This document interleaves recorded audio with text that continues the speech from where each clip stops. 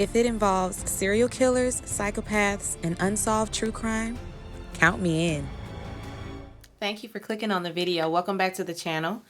This is another episode of Buzz on the Case. I was going to say while I was out. We ain't did one of those in a while. And it's been so much mess. I just be seeing it like, I could have did a video on that. Anyway, I'm not sure. Child, let me get her straight. Anyway, I'm not sure if you guys remember Joe Francis from back in the 90s. If you're not familiar with the name, then I know you know Girls Gone Wild. It was like a wave back in the 90s.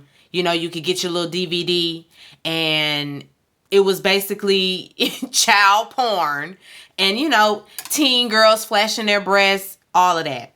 And he kind of just like disappeared off the face of the earth, never to be seen or heard from again. I haven't seen his face or heard his name in so long. So to see that there was a documentary happening about him and the whole Girls Gone Wild, of course, we in there. So I want to say it's TNT does Rich and Shameless. I think the last one that they did was on Tommy Lee and ain't that his name? And Pamela Anderson. I think that was his name.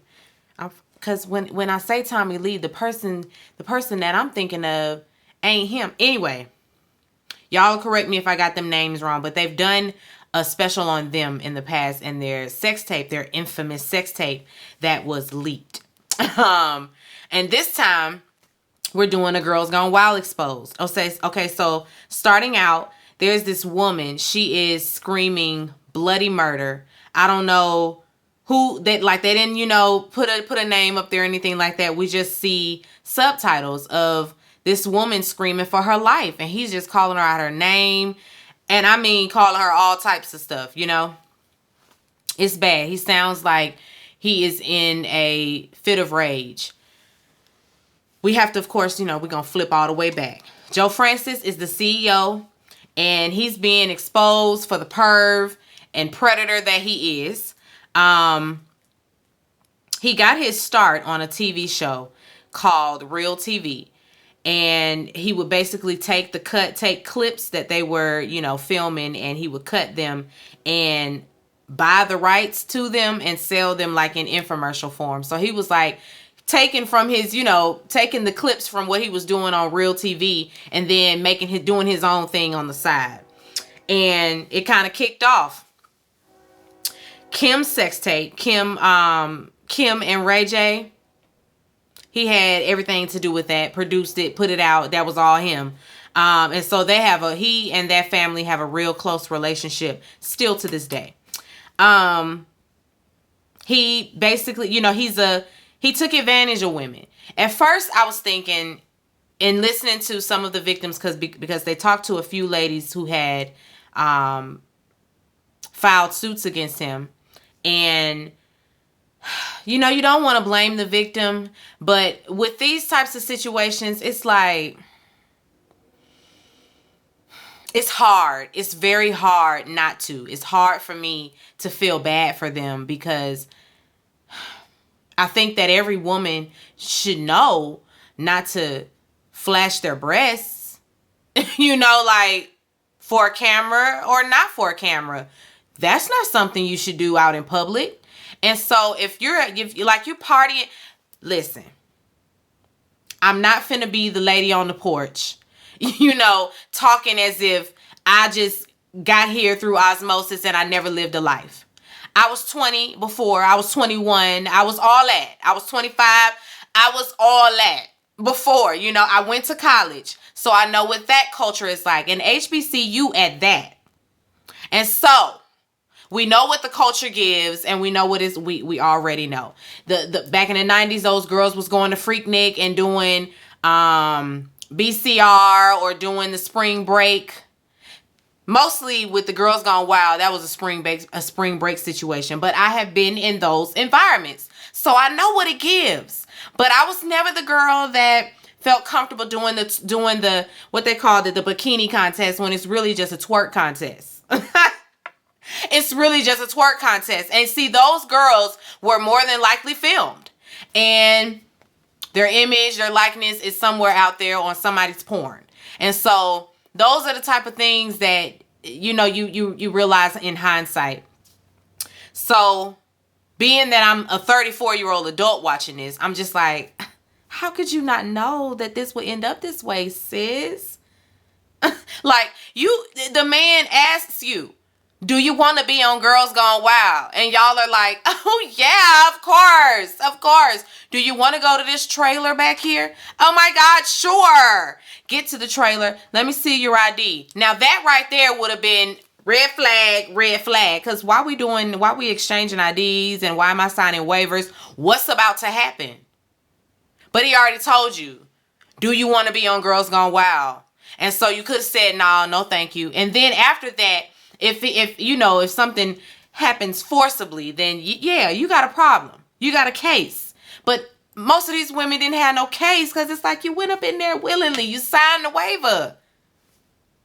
Duh. Anyway, the tour bus is really where all the debauchery happened, where all the porn went down. The girl on girl, the videos of the girls masturbating with the toys that they just have on hand, all of that. There was a cameraman that was doing an interview. He was fired on the spot because he had just had enough, and he wasn't really what he got on film wasn't really racy enough for Joe's liking, so he just fired him on the spot. That man, I guess, was trying to be respectful, and he's like, we disrespect women around here, and I'm gonna need for it to be a little bit more, and you're not providing that for me. So he got fired. They talk about his childhood. It was pretty normal. He was mainly raised with his mother and I want to say it was like 3 other sisters, maybe 2, I don't know. But his father was like in and out of the home. He worked on the road, so he was away more than he was in the house. But still a normal childhood. They did talk about, though, that he would have fits of rage. Like his anger was not controlled, and he did nothing to control it. Like if he didn't get his way, he was going to react violently. And he used to take his violence, he would direct that at his mother and his sisters. So there we go. We already can tell, with that he has a interesting relationship with women. I would say being that he was raised with, around all of those women, that probably had a lot to do with it. Who knows what mama was saying to him and what that dynamic was like between he and his mother and he and his sisters. Because if they was fighting around there, because he was putting his hands on his mama and his sisters. So if that was going down, like daddy ain't there to shut it down, it was bad. It's all bad. It still don't give him no excuse. He has psychopathic tendencies, like for real. And I know I'm an expert at this because I watch a lot of investigation discovery, that makes me an expert. Anyway, he has such this, this difficult childhood, I would say, with his behavior. He was shipped off to this school, for the school for the bad kids, and that wasn't a better environment for him either, because it was staff sleeping with students. It was all kind of mess going on. Students were being abused. They had to look into that school. Anyway, like I said, he had the girls sign these contracts, and and most of this stuff is videotape. Like, he has the cameraman videotape the girls signing these waivers and showing their ID, but it's like they are so drunk in doing so. I feel like it don't matter after that. Like, they're drunk. You cannot consent or sign legal documents intoxicated. And yet he said anytime that they came, with the case, those were his receipts. I got receipts. I asked for their ID. See? They signed it. See? And it's like, oh my God, yeah. Oh, y'all sign. Where do I sign? Oh, I can't read these words. What do I sign? Okay, right here. All right. They drunk, Joe. He don't care. That's the point. Get him drunk. That is the point. But he always made sure, he was legally, he was, under he had everything under control. There's a woman that came forward with her lawyer because she saw that she was on the cover of one of the videos.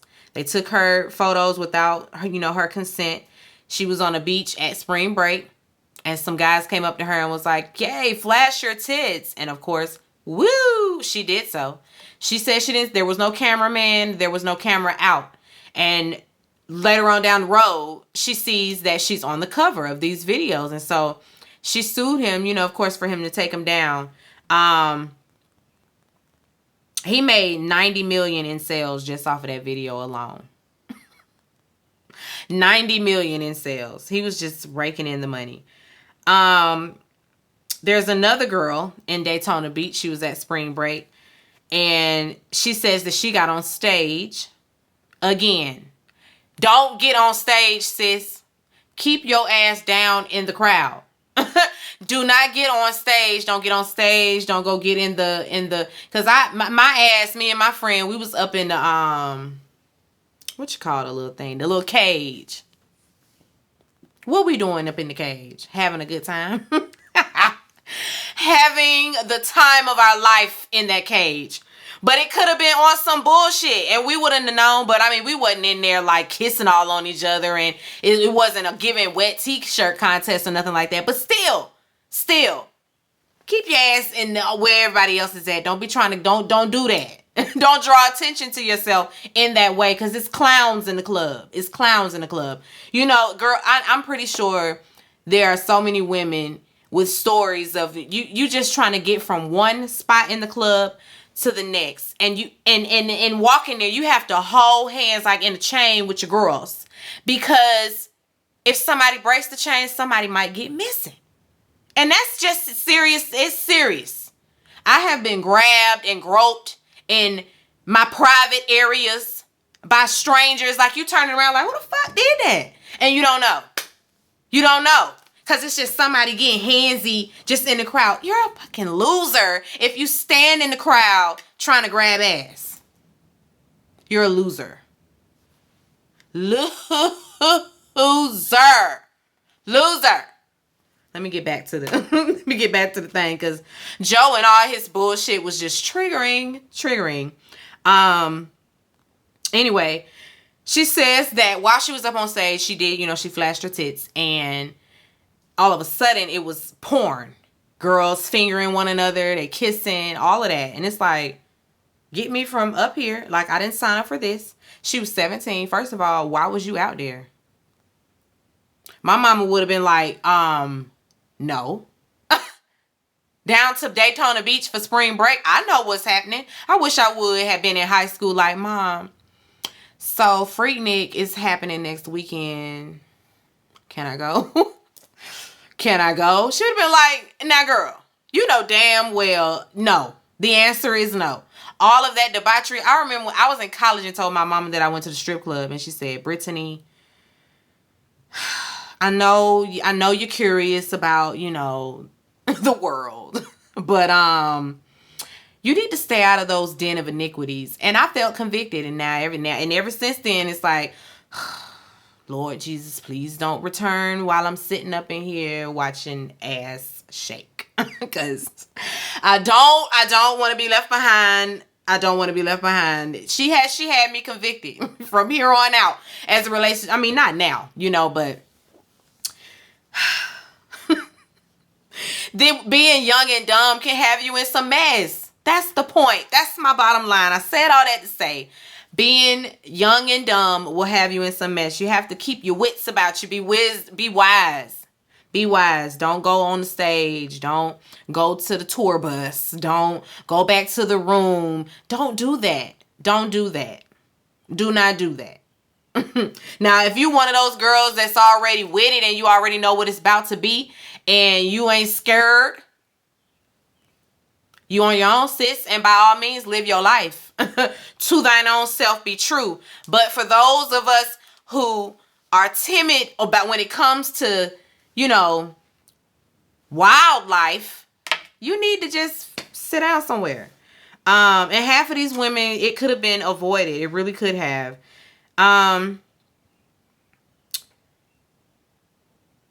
She ended up settling, that girl, that 17-year-old. Most of the girls ended up settling, you know, out of court, because he would, you know, just hand them a few million, a few, you know, a couple thousand, and they were good. But a lot of these girls, their images still remain. You know, they never took it down or nothing like that. They weren't ordered to or anything. And it's just like, the least y'all could do is tell him he has to take them girls' pictures down. But they settled out of court, so there's that. A lot of the girls lost their jobs. They were excommunicated from their churches. It's like, now you ain't care nothing about being a part of your church anyway. Because you down at the spring break flashing your tits. So I don't think you cared about being excommunicated from the church. But maybe they mean, you know, these people grown now, and they got families and husbands and kids, and they're on the missionary board, and their video is just surfacing, you know, stuff resurfaces. Somebody's child and seen it and it's a problem, and that's how they get excommunicated. Maybe that makes more sense than it being, you know, something that happened in the, you know, within the immediate time. Anyway, there's this email from Joe that they show where he is trying to do this project, and it's similar to what he's been doing. I don't know if it's finna be celebrities gone wild or what, but he wants to put all of his celebrity friends on a tour bus and, you know, I guess do a little tour. I don't know what they're doing, but he listed, you know, a lot of the names of his celebrity friends that were willing to be a part of the project. And of the names, y'all, some of these people, it's just like the shit that y'all uphold. And we just love these people. But these people align themselves with people like Joe. And now it's like, because birds of a feather flock together. I would never befriend somebody like Joe. What? He's like, he a walking douchebag, and you can see it all over him. And yet he got all these celebrity friends. Anyway, of the people, the names, you know. We got Jennifer Aniston, Ashton Kutcher, the Kardashians, of course, and Jenner and them, Quincy Jones. And see, Quincy Jones like to throw a Hollywood party too. And the people that I have heard things about his Hollywood parties, and we just gonna say blood of Jesus on that, because all the it's Sodom and Gomorrah. That's what's happening over there at Quincy Jones' party. Sodom and Gomorrah. Anyway, Mark Wahlberg, Joan Rivers. I said Joan Rivers. What's she doing on the thing? Anyway, Joe thinks he gonna take this to Florida. Not where Lee Sullivan is the mayor. This man here, this man here is so country. His accent was very triggering. A southern accent coming from a white man is very triggering. White women too, with that real southern drawl, it just really takes me back to slavery. And I wasn't even around. I wasn't even around, and I'm triggered. Anyway, down in Panama, Florida, he does get arrested out there. The mayor is like, he could care less about Joe. He don't know who is Joe. He said, did I know about Joe before? Hell no, I ain't know about Joe before. He said, and I also don't care about his little celebrity friends. You tell me you friends with a Kardashian, and I don't give diddly squat. He said he don't give a rat's rear. His words, verbatim. I don't give a rat's rear about a Kardashian. You think you're going to come to my town with that foolishness and debauchery where my friends live, where I live? Oh, no. This is the Bible Belt here, and we don't do that foolishness around here. You know, they're daughters. You know, they don't want their daughters, you know, on the Girls Gone Wild tape. And meanwhile, it's all their daughters. Anyway, Joe said he wanted to do a documentary, and he said Lee got a good laugh. He said, how ludicrous is that? How fucking ludicrous is that? He called it a docu. About what? That females got breasts?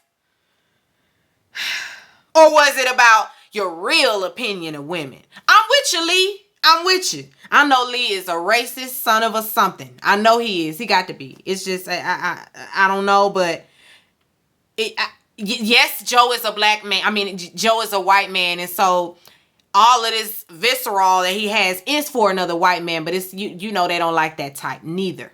The conservative white man don't like that type neither, and so don't bring that foolishness around here. Lee ain't having it.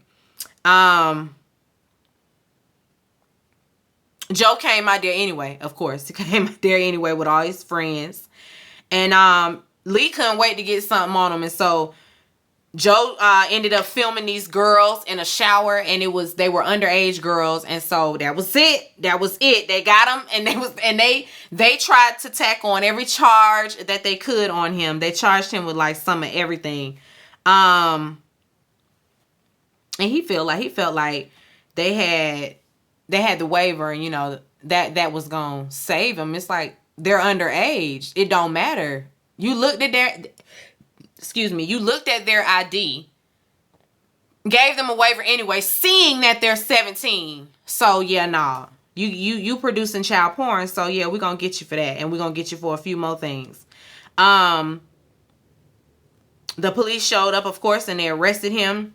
They took his jet, the cars, the film equipment, and like I said, they charged him with everything. He intentionally sold child pornography. You know, he would like sprinkle that in the mix in between, you know, the college girls flashing the people.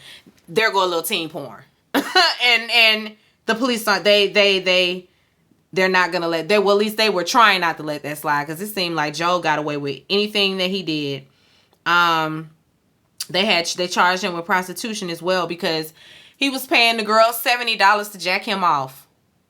And then he was doing it forcibly. He was like taking their hand, like, get your hand over here, and I need you to go ahead and do what you need to do. Here goes $70. He was facing up to 100 years, and he didn't spend a night up in there. But he didn't spend but a night. And he was back to business. We got Janelle. She's a victim. He walked up to her at a party and said, I choose you. And she's like, me? And so she go back to VIP with him, and he just feeding her drinks like it's water. Red flag. But he feeding her drinks like it's water. And of course, so now she drunk, and he asked her if she and her friends wanted to go on the bus. Of course, they go on the bus. And he asked them if they wanted to be on Girls Gone Wild. They said yes. Of course, he asked them for their ID, and they signed the waiver. And he and his cameraman tell them to look in that drawer, pull out some toys, and go ahead and masturbate with one another. Go ahead and do that on camera. And they did it. She talking about she felt pressured by the two cameramen. Now, again, guys, I've been young and dumb before. And I've been in situations where you have taken it too far. And you don't know how to back out of that situation. And I'm gonna just go with that. I'm gonna go with, she probably thought it was some more drinks, maybe some weed on that bus. And she get on the bus, and they having her sign waivers and shit. But girl, you had to have known, because this is Girls Gone Wild. Like, what did you think that he was gonna have you do on that bus? Talk? What did you think he was gonna be doing? Maybe she thought, at best, she and her friend would, kiss a little bit. I don't know what she thought was gonna happen, but she ended up doing that, and then a cameraman left, and she was raped. Joe forced himself on her and did what he needed to do and threw her out like trash. Of course, she went to the police. Police don't care, and nothing happens to Joe. Once again, so Joe is never punished, and when a boy is never punished, this is what you get. Joe. You get people like Joe. When he's never punished for what he's done wrong, when he's never told no, all that breeds bullshit like this, all of it.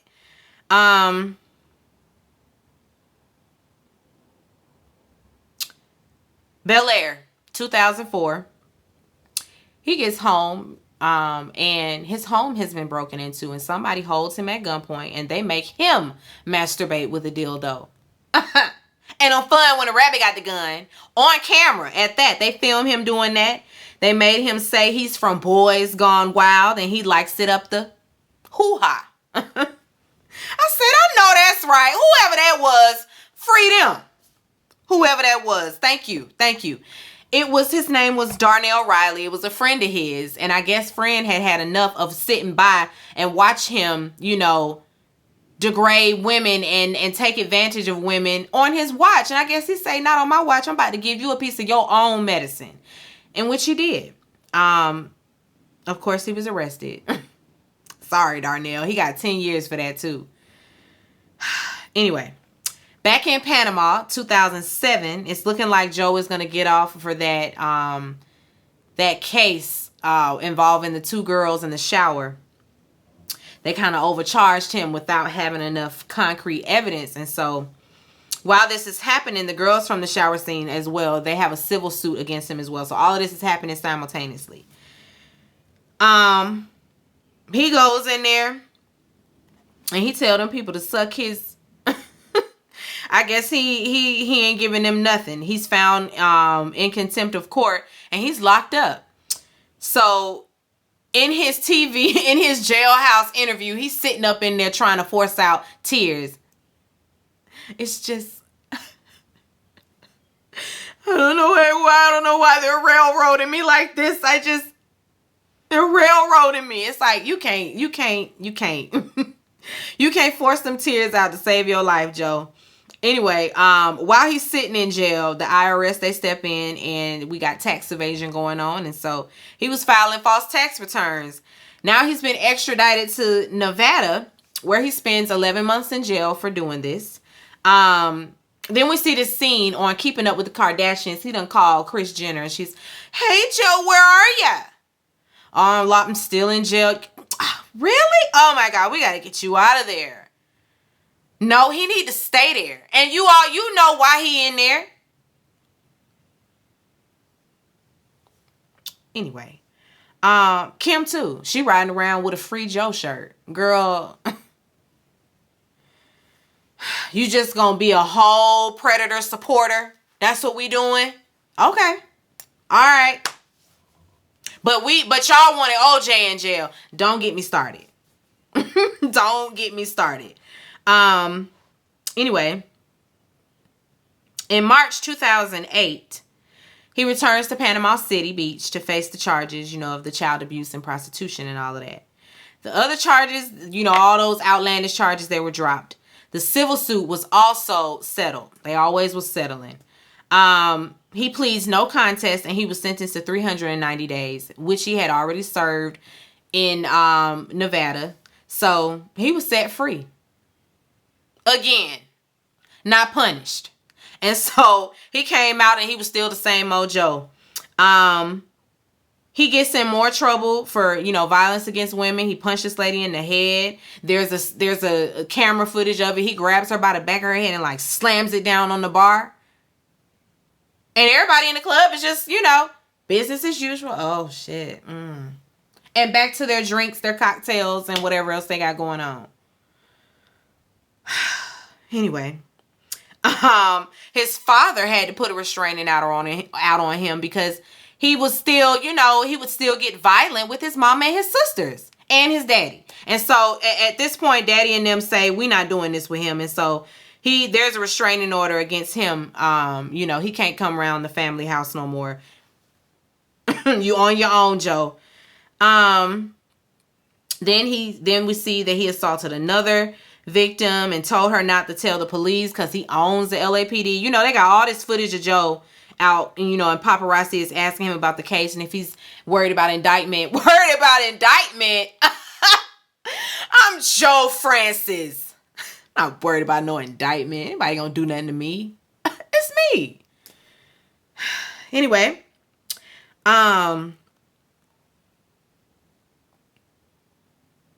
Joe ends up meeting this little tender. She was 25 at the time. Old dumbass. He was 40. Poor thing didn't know what she was getting into, and I mean, she didn't know no better. And every scene, I mean, every little clip that they have of the two of them, it's just cringe because it's like it looks like she's in an abusive situation. The way she, like I don't know.